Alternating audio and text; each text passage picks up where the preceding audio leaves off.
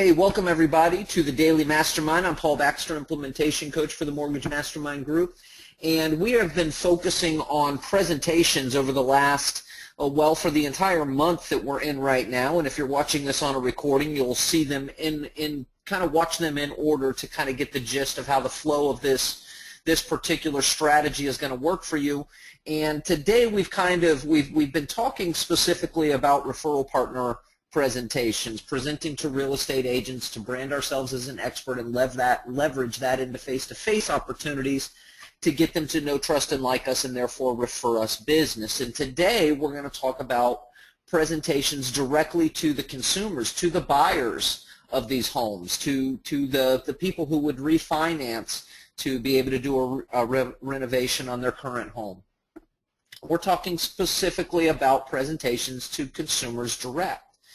And there's not a lot of differences between presenting to consumers versus presenting to referral partners. And so today I want to just kind of talk about a very specific plan that you can put together and implement in your business to begin doing presentations to consumers. And I think through this presentation you'll sort of see what some of those differences between presenting to referral partners and presenting to consumers are. So that's what it is, presentations to consumers targeting the buyers. Now you got to start with the first step, and you guys who know me, you know that my first step is always make sure that you're putting the cart before the horse. Don't let that cart pull that horse. You have to put the cart before the horse, and that means starting with a follow-up plan. And you know we've got a 3-step follow-up plan policy. You're going to email them, you're going to send something in the mail, and you're going to call them. That's all kind of your follow-up formula, so to speak. And it's important to start with this step, because if you don't have your follow-up in place before you do your presentations, what's going to happen is you'll get some people to come to your presentation, but you don't have a real way to convert them into customers. And that's the big deal, is being able to convert them into customers. Now, the first thing that you're going to do is you're going to make sure that you have a way to track your attendees. And so here's just a copy of a tracking sheet that I made just for today's class. And yes, this Excel spreadsheet will be uploaded with the PowerPoint. If you feel like you just need one and don't want to, make your own, feel free, take this one, edit it to fit your needs. But again, you know me, I will always tell you it's always best to create your own tracking sheets or your own manner of tracking, because if you're creating your own manner of tracking, whether it be through your CRM system or a simple Excel spreadsheet like this, you're more likely to use it if you created it yourself, because it makes more sense to you. Using somebody else's tracking method is always going to be more difficult on you because it's not yours. You didn't set it up, and so it doesn't flow exactly the way you would put it. So on this tracking sheet, we've got first name, last name, email address, current address, phone number, event attended. I want to know what they attended, what class did they attend, because that will help me in my follow-up phone calls. I want to know whether or not they're working with an agent. So the question is not, are you working with an agent currently? The question is, what's the name of the agent you're currently working with? Because if they are working with somebody, you've saved yourself that second question, and they'll give you that name. If they're not working with, oh, I'm not currently working with someone, so you answered your question. Cha-ching, perfect.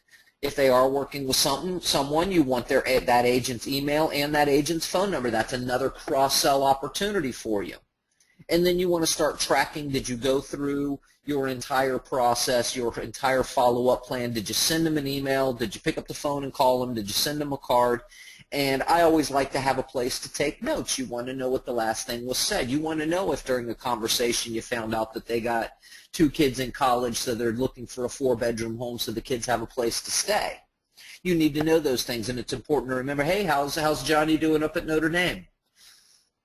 Oh, I bet you Freddie's excited going to Florida State. They're about to go into the first playoff ever. They got to be excited. Oh, you too? Yeah, great. You've got conversation points as well. So it's important to take notes in your tracking to make sure that you are staying up to date, or you're following exactly what's going on with the conversation. And then for me, you'll notice, well, I didn't get the picture of it, but I've got in the real one, the call box is very long because it's got to have room for 8 different check boxes in it. because for me, I'm going to call them about 8 times before I determine that they're on my D list, which equals delete. Because I know, according to sales statistics, 90% of sales take place between 3 and 12 contacts. So I'm going to fall right somewhere in between there to make sure that I'm increasing my sales percentages. So have a tracking sheet. Now, the email you're going to send as soon as possible after the event as you can, the same day preferably, the next day, whatever the case may be, you want to get that out as soon as possible. You're going to thank them again for attending. That's first and foremost. That's paramount. Offer to answer any questions that they still have. So you're extending an offer to help them. You want to repeat your call to action from your presentation at the end. So if in your presentation you make a call to action that, hey, making sure that you get pre-approved before you start looking at homes gives you, you know exactly what your buying power is. It can really help you give the power to negotiate the same as a cash buyer. So you want, if that's in there, you want to include that. Or if not, put your call to action in there. Offer to get them pre-approved so they can have the negotiation power of a cash buyer. If you don't, but repeat. If your call to action is different, repeat that call to action. And if not, you always want to include a call to action that gets them to move to the next step or entices them. You want to always be asking for the business. Or as Alec Baldwin said in the awesome movie Glengarry Glen Ross, ABC, always be closing, always be closing. And no, not ABC, always be cobbling from Saturday Night Live. All right, so here's the email that I would send. Hello, Mr. and Mrs. McBuyer. Thank you again for attending today's seminar on what every first-time home buyer should know. It was a pleasure getting to meet you. If you have any questions that were not answered, please feel free to call me at 747-221-6649. I am glad to help you in any way that I can. So I'm extending that olive branch. I'd like to help you. And don't forget, the best way for a buyer to have the power in negotiations is to know exactly what their buying power is. Let me know when you are ready to get pre-approved so you can negotiate like a pro. And then I use kind of an assumptive close here. I'm looking, and I forgot the M, I'm looking forward to speaking with you soon. That's an assumption close, that you're going to speak with them soon. You're assuming that they're going to call you to get pre-approved because you were the cool person that gave them the information on what every first-time home buyer should know and everything like that, and you're extending the offer to help them in any way you can, so you're looking forward to speaking with them soon. You put your information, and then a PS. The PS gets read in an email more than any other part. This is an opportunity to ask for a referral. You branded yourself as an expert with that person. Why not ask? Go ahead and begin asking, because if you do it on each and every turn with this kind of thing, once they are a client and later on down the line when you call them every 4 months just to check in and see how they're doing, make sure everything's okay, did you need anything, you can always say, if you know anyone else who may need good, honest help in buying a home, please feel free to share my information. I'll be happy to help. So it's another way to extend and reach out for an additional referral opportunity there. Okay? The second thing you're going to do, I normally would tell you call second, but in this follow-up plan, you kind of want to use the card to make that call a little bit warmer. And so I recommend that you send the card second as opposed to third in this particular follow-up plan, because you want that call to be very, very warm. It's a buyer opportunity, and so you want it to be warm. But you don't want to wait to send this out. You want to do it the day after or maybe 2 days after the seminar is over. You want them to get that card close enough to the time of the seminar that they remember vividly the interaction. They remember vividly the information that you went over.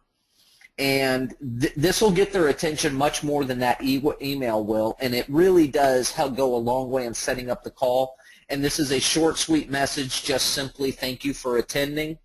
And so that card message, you want to pre-write these, have these ready to go before you get out there. Dear Mr. and Mrs. McBuyer, thank you again for attending what Every first-time home buyer should know seminar. Let me know if you have more questions, and then you sign it, and then you simply include 2 cards. Again, this is not a closing technique. This is just to get their absolute attention and make that phone call much, much warmer.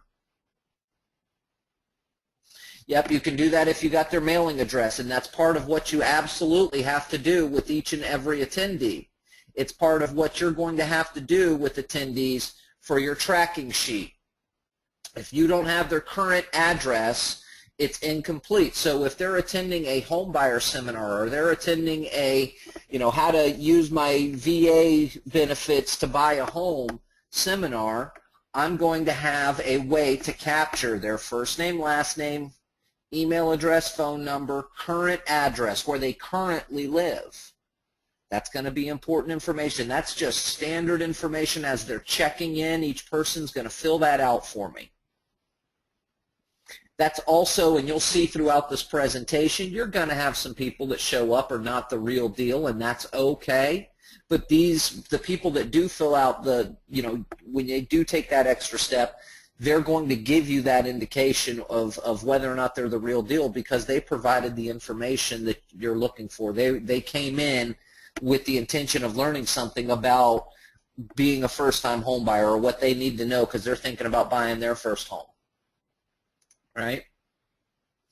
And so, yes, you're going to have their information. You're going to have that, and so send that card out. That'll get it nice and warm for you, and include 2 business cards. That's the reminder of your business. That's your contact information. That may trigger a phone call with that card, but if not, you're going to go right into the call. You're going to call them 1 week after the event, 7 days after the event, and it's important, you guys, to block out your calendar for the period of time that you need to dial the number of attendees who came. So if you need an hour, block out an hour on your calendar and do not allow any distractions during that time. If you need 2 hours, block out 2 hours on your calendar, but do not allow any distractions during that call time. The reality of what we're doing here in the business that we're in, 5% of people in our community, in your community, in my community, in Chad's community, in Peggy's community, in Alan's community, in Jeff's community, there are 5% of the people in the market to purchase a home at any one given time. The hard part is, and our job becomes, and this is why we market, is to identify who those people are that are in that 5%. So when you get people to show up to a Consumer Direct presentation, you've identified X number of those 5%. Maybe it's 8, maybe it's 10, maybe it's 20. But you've identified that 5%, those people who are in the market, who are thinking about purchasing a home at this given time. And you do not allow the sound of an email coming sway you from calling these identified buyers. And so don't allow for distractions. Block out that time, turn the email off and everything else, and 2 hours later a deal will still have whatever you need to have done, and that's okay, because you're looking at growing or gaining new business. If you feel like something might come in the morning time that you've got to get to in the morning so that by the afternoon it's done and you can still move forward with the deal, okay, I get that. Then set up your time to make these calls between 12 and 2. Or set up this time to make these calls between 5 and 7 so that you don't miss that opportunity. But you've got to block out the time with no distractions, nothing else in the world going on except for calling these people, because it's imperative that you be focused on this call. And the call is pretty simple. Hey, Mr. McBuyer, Paul Baxter from Legacy Mortgage Group. I presented the do's and don'ts of buying your first home last Tuesday. Pause briefly if they want to respond, but only pause briefly, because they can respond if you want to. You're not asking a question, so they may not respond. Anyway, I just wanted to follow up with you and Mrs. McBuyer and see how things are going, to find out if there's anything I can help you with. What you've done is you've opened up an opportunity to spark a conversation. During that conversation, remember that your goal is to get them pre-approved. You want them to fill out an application. You want to be able to send your docs needed form, and so that they know everything they need. You want them to you want to get them pre-approved. So when you spark a conversation this way, go with the conversation in whatever way it is. They may have some more questions. Oh, it's not going so well. We're having trouble finding a home. Well, let me ask you, what kind of homes are you looking for? Or let me ask you, what's your budget that you and Ms. McBuyer are looking for homes in? Can I ask you how did you come up with that budget? Do you have a lender that has you pre-approved for that amount? What's the name of that lender that has you pre-approved for that amount? I mean, just go with the conversation. You guys, if they start to ask you these things, that's a natural conversation that each and every one of you on this call can have any day of the week. You don't need scripting for a natural conversation. What you do need is to remember that your goal is to get them pre-approved. That's the key to that kind of a conversation starter, is remember what your goal is and always be thinking of how you can bring it back to that. Always be thinking of ways you can bring it back to that. Now, there's another way that opening could go. I wanted to follow up with you and Ms. McBuyer and see how things are going and find out if there's anything I can help with. No, we're good. Oh.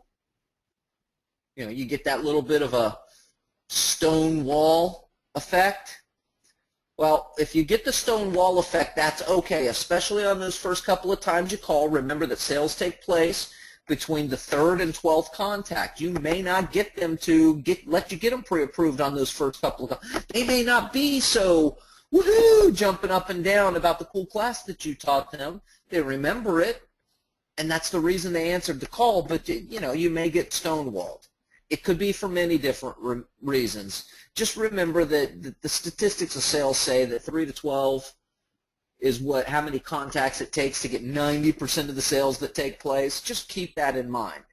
And so if that's the case, if you get that stonewall on that call, hey, thank you for your time today, and thank you for joining us last Tuesday. Hey, and when you're ready to get pre-approved so you can negotiate with the same power of a cash buyer, give me a call. Do you still have my number?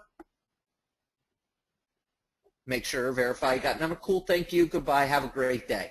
And call them again the following week or the next week after that, whatever your time frame that you want to call them is, but don't be afraid to call them again. That's where that tracking sheet becomes very important. Your tracking sheet is going to ensure that you follow the entire follow-up plan. And make sure you include a specific number of times that you want to call them before you move on. You need to know exactly how many times you're going to pick up the phone and dial their number before you just decide that they're not a prospect anymore. 90% of sales, how many times have I said it so far today? 90% of sales happen between 3 and 12 touches. And so your number, how many do you need to make that decision that you're going to move on?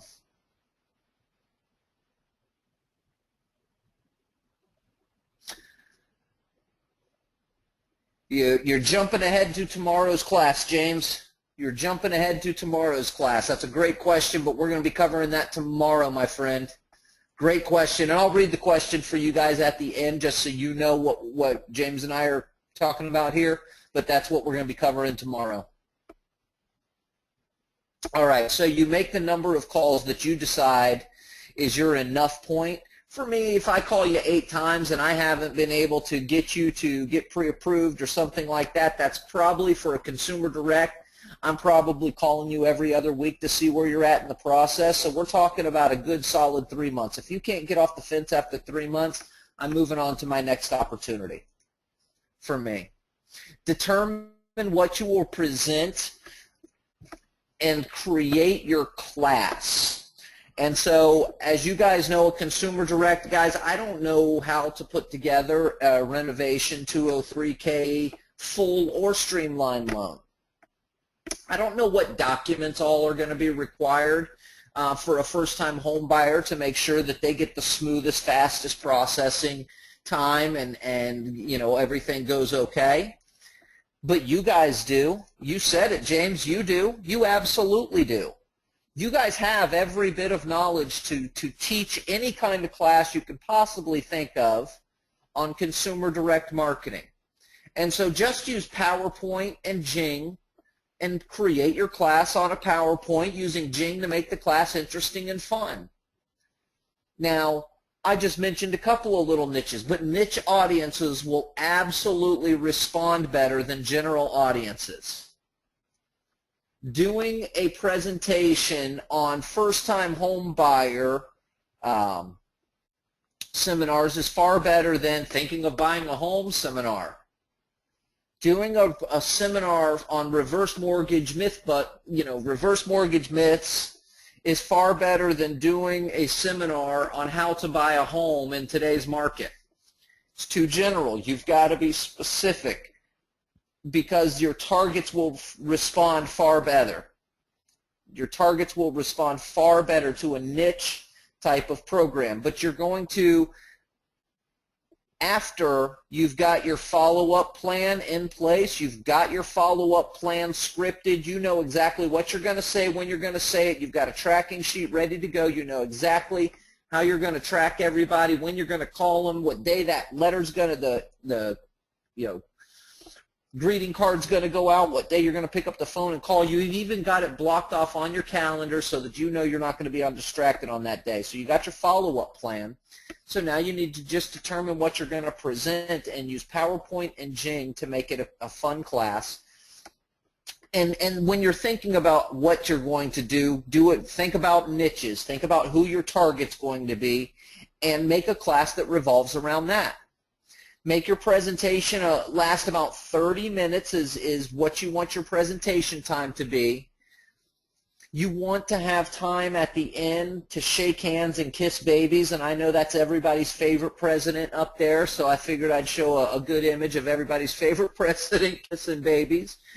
The long and short of it is you want time to schmooze, because that's really where you're going to get those opportunities to develop some relationships. It's also your opportunity to kind of find out who your prospects really are within the group, who's engaged, who's asking you questions as you come by.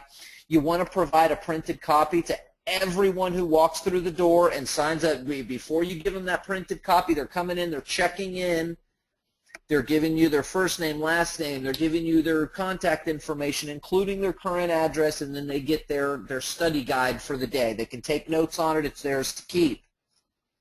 Just make sure you've got that last page branded with your call to action.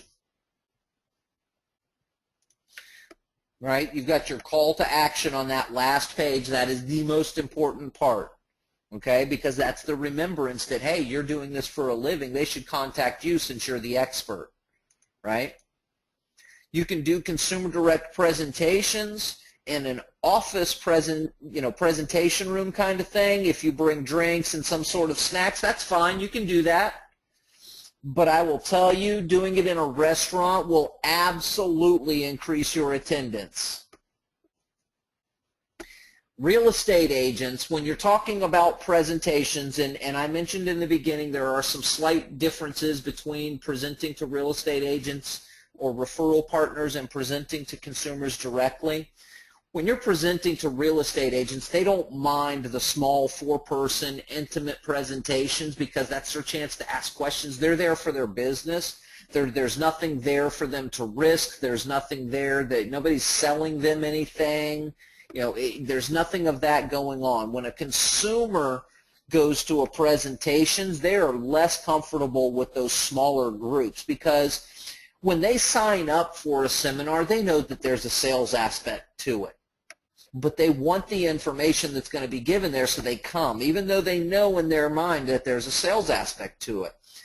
When they're with a smaller group, it makes them feel as if they're going to be pressured, that there's going to be, oh my gosh, they're going to have so much time to sit there. It's going to be like one of those, you get a two-day vacation for free if you sit on an 8-hour presentation on the pleasures of buying timeshares, right? That's that what they feel inside, and you don't want to create that feeling. A restaurant will increase your attendance therefore eliminating that feeling.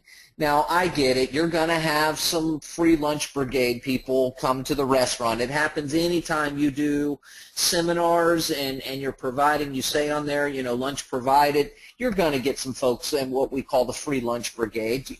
I get it.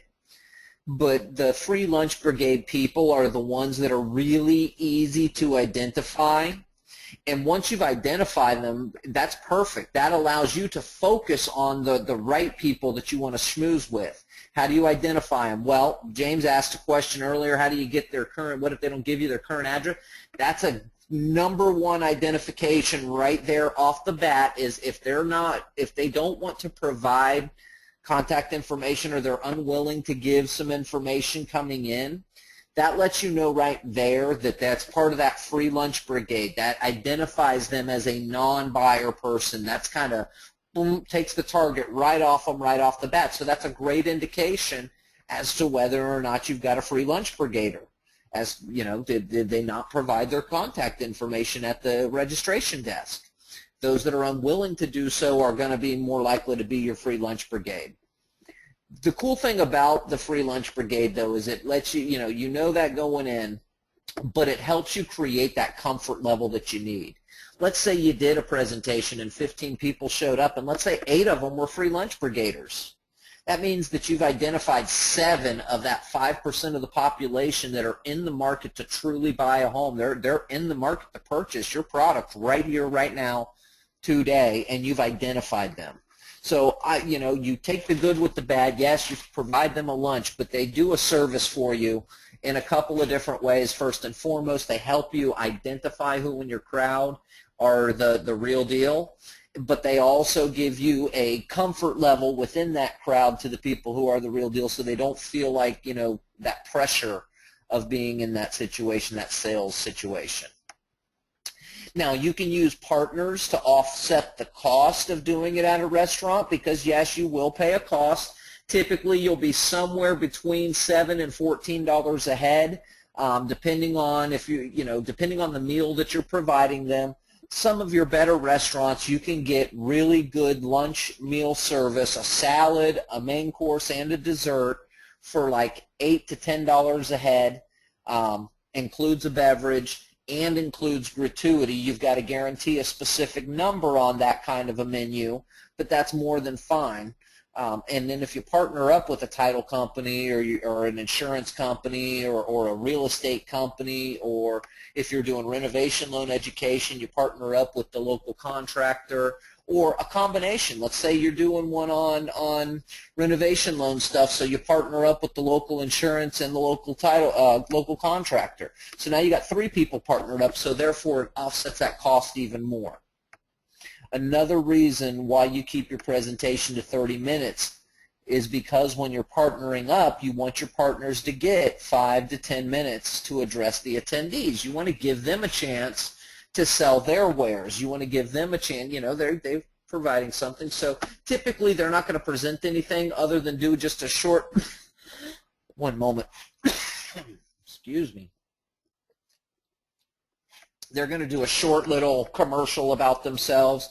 Hey, I'm Paul from Eagle Title, and you should use us. We've got the fastest, blah, blah. They just go into their little commercial about what they do, a benefit of working with them. Typically it's 5 to 10 minutes. But you always want your partners to go first. Now this part in red, I'm going to come off of here real quick before I show that part. I need everybody to swear to secrecy. That part in red is not something you can share with your partners. You can't share it with the people that you're co-sponsoring with. You can't ever share this part in red. Okay? Everybody agrees? Looks like most everybody agrees. Okay. All right, I'm going to share it with you, but I didn't say it. I'm just telling you, this is the way, if you want to get the most impact out of your presentations, do it with a partner and let your partners go first. But what you want to do is instruct the service staff to begin serving on your signal, and you give them the signal. If it's, and this works best if you've got like a little 3-course meal going, you got salad, main course and then dessert at the end. So as soon as you see everybody, you've got about the most amount of people that are going to be there right at registration time, boom. You give the signal to the server, they're going to get salad. While they're coming in the room bringing the salad, you're introducing, hey, I just wanted to say thank you to our sponsors for today. My good friend Sam over at Eagle Title. Sam wanted to say a couple words. Boom, Sam comes up, spends 5 minutes going through his commercial. Meanwhile, all the salads are down at this point, and most of the people are partway through their salad. And I also want to say a special thank you to Jim's contractor, Jim's general contractor work. Jim's also sponsoring. Jim, a couple words from you. And as Jim's going through his general contractor work, at this point the servers are picking up the salad, and most likely than not, as the salad's being picked up, the way a restaurant's trying to do it is get their meal served very, very quickly, so the beginning meals are starting to come down. The regular meals are starting to be sat. So here we are, let's say they each presented for 20 minutes. Well, the typical patron will finish a meal put in front of them within 10 to 20 minutes. That's just how people eat. You spend about an hour at a restaurant. Most of your restaurant time is not spent eating. Only 15 to 20 minutes of your time is spent eating. So by the time you're presenting or during the beginning stages of your presenting, they're finished with their meal or finishing their meal. So your attendees, they don't want to sit there and wait for you to finish your presentation to get their meal. They came there for lunch. They want to get their meal. So you don't have to do that. Have that meal begin service at the very beginning. Have your partners go first on their little commercials so that by the time you're in the midst or you begin the engaging part of your presentation, you've got a captive audience. They've had their meal. Now, the key element there is make sure, let the service staff know that they need to wait until the presentation is finished to serve the after meal items like coffee or dessert, things like that. Okay? Now, that goes without saying. That happens whether you're doing it by yourself or you're doing it with a partner. Having the coffee and dessert after your presentation is finished is imperative, whether you're doing it with a partner and you've used the little ninja trick or the little ninja thing to get your presentation in, or you've done your presentation while you're eating. Either way, doesn't matter. Coffee and dessert does not get served until after you have completed the presentation. Now, what that does is it makes sure that your attendees are going to remain until after your presentation is finished. They're not just going to finish their meal and get up in the middle of your presentation and leave. Even the free coffee, even the free lunch brigaders will stay there till you're done with your presentation because they want their free dessert too. Trust me on that. I've just watched too many of them to know. Now, what it is, if you're served the dessert after your presentation, these are precious extra minutes after your presentation, and this is your chance to schmooze. This is when you get your opportunity to go around, and the people that you noticed during your presentation that were the most engaged, that were thumbing through and taking notes on your PowerPoint, that were asking questions or engaging with you during the presentation, it's your chance to go schmooze with them. You've fed them. You've given them great information. Now take that extra step and give it a personal touch and walk over and put your hand on their shoulder. Hey, thank you very much for coming today. Hey, was I able to answer a lot of your questions? Hey, I noticed you took some notes when we were talking about so-and-so. Did you have any other questions about that? That's your chance to schmooze and be personable and develop the beginning portions of your relationship. Now, a couple of extras that you absolutely need to make sure that you're doing. And most of you that have ever done anything in a restaurant business-wise knows this to be true. Make sure that you take care of your service staff. They will ensure that your timeline is kept exactly. If you take care of your service staff the right way, they will make sure that any and everything you need to be successful with coming back, because they want you back again and again, especially if you take a good tip to your server. They don't, parties like this are not a ton of fun for them. And so if you take care of them with a little extra gratuity, they'll make sure that any and everything you need. They'll make sure your room will be prettier next time you come in. The service will be quieter. I mean, it's just everything will be perfect. Take care of your service staff. And then another big thing to make sure that you're doing, even if there's a few eating, and again, you want to kind of play your crowd and get to know your crowd as you're presenting, but create engagement with fun giveaways during your presentation. And it can be branded items. We talked about it a little bit last week. You can go, there's several sites online where you can buy things for like $100, or for like 91 cents per, if you buy 100 of them, you get them for 91 cents a piece. So you get 91 of these things, and it's like the little squeeze balls with your company logo and contact information on it. You can do dollar store toys, like the little game where you flip the ball into the little basket, the little clapper. I mean, just little things. It doesn't have to be a big deal. Candy is always a fun one. But engage the crowd with them. You know, ask questions, or, you know, hey, who can tell me how many cars you need to not buy before, you know, just little fun questions that make them laugh, that get them engaged, but things where you can get them engaged by tossing them, you know, hey, you win this if you answer this question. That's going to be your best way to get your crowd engaged. Once you get your crowd engaged, the people who are engaged, that gives you your indication as to who to go back and give that personal touch to and schmooze with them. And then those people get added to your follow-up plan, and you deploy that follow-up plan that you set up in the beginning. And you've now got a way to target consumers directly by doing presentations. Now, James asked a question at the very beginning, and I said, well, James, you're kind of jumping the gun a little bit.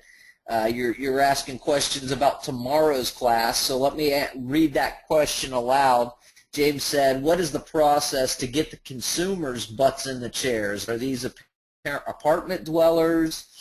And so, James, that's what we're going to be talking about all day tomorrow, is how to get consumers.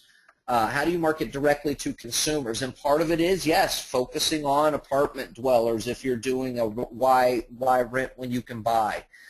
For your seniors, you've got your senior communities. There's ways to target the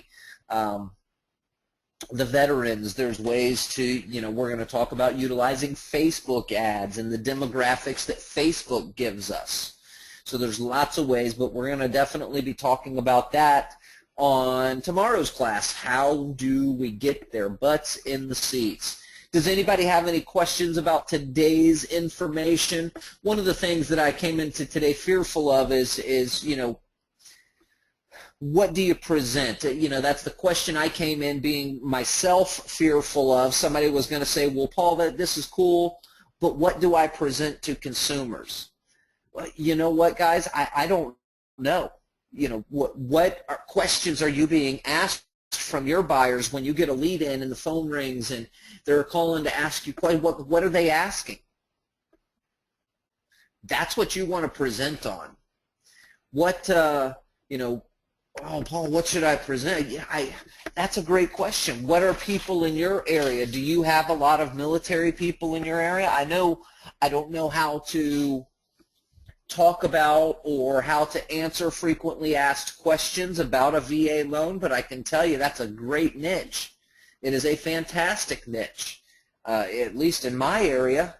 I don't know about your area specifically, but I can't, you know, there's always first-time home buyers. I mean, every place in the United States of America has apartment living, and those are renters. Every place has, you know, investors that are rent homes and things like that. So there's always people that we can focus our efforts on. But what do you say to them? That's what I would recommend, is kind of think about the frequently asked questions and then make a presentation that answers those frequently asked questions. That's kind of the way that I would go about it in terms of creating a consumer direct type class for yourselves. And maybe, you know, I'll put a little message out and reach out to Ed and see if he wouldn't mind sharing what he's going to be presenting on. Like I said, he's doing one to first-time home buyers and then another one for renovation home loans and how they work. something to that effect. So, no questions about today's class? Alrighty. Well, I know that Chris has been working diligently on getting the presentations classes on the Daily Mastermind archive, and then he is also working on kind of reorganizing our member pages so it's a little easier to navigate. So that's still in the process of working.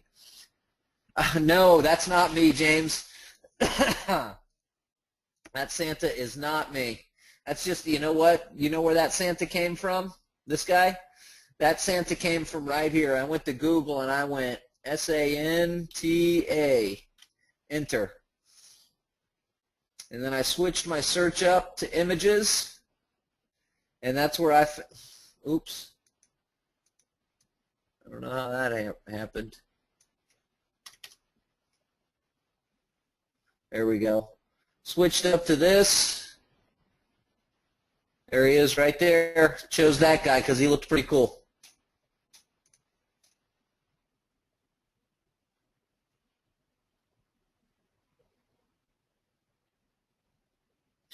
Absolutely. Those are a couple of things we are working on, Peggy. Certainly, certainly, certainly. Oh, man, I didn't see this Santa. I would have gone with that guy. That's a cool Santa, too. Of course, I would not have gone with the Twitter Santa flashing people in the middle of New York. So tomorrow, guys, we are going to be talking about getting consumer butts in seats.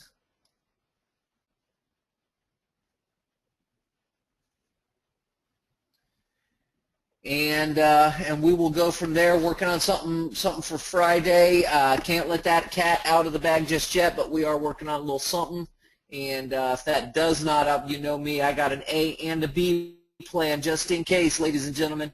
That's it for today. Take a few minutes. Enjoy the rest of your afternoon. Hope everybody got a little something out of today's class. We'll have it posted as soon as possible. And then we will see you right back here, same time, same channel tomorrow. Have a great day, everybody. We'll see you on the flip side.